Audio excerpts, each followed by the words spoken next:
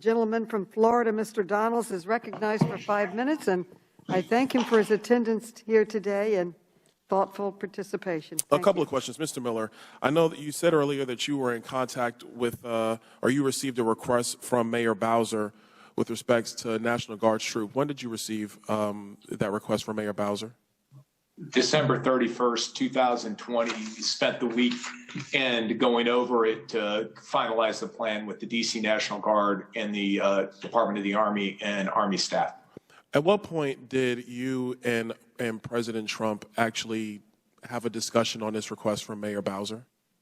I had a meeting with President Trump on the 3rd of January concerning some international threats, and at the very end, he asked if there were any requests for National Guard support, and I informed him of Mayor Bowser's request.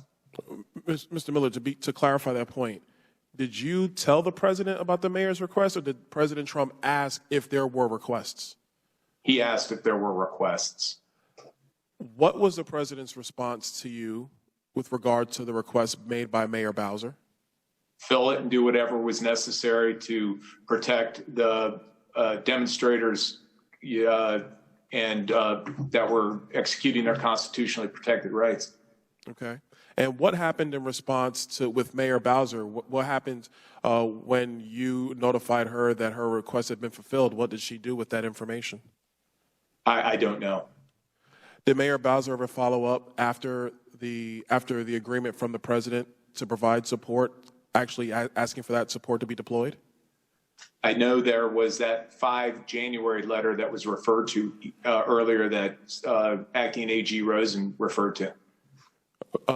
This is the letter, Acting AG Rosen, this is the letter in which Mayor Bowser basically declined support. Is that correct? Well, indicated that she thought that the police had things in hand and did not need additional support at that time.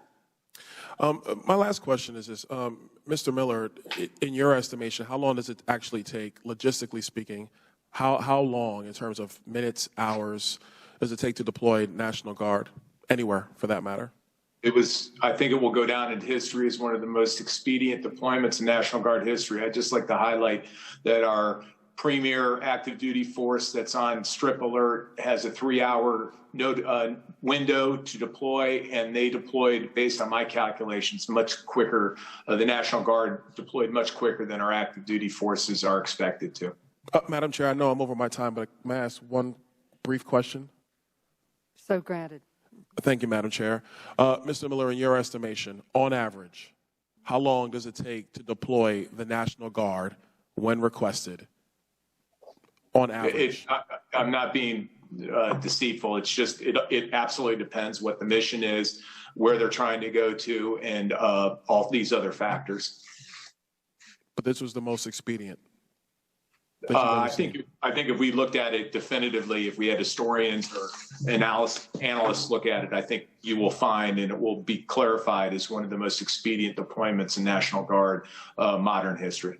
All right. Thank you so much. I yield back. Thank you, Madam Chair, for the ability. You.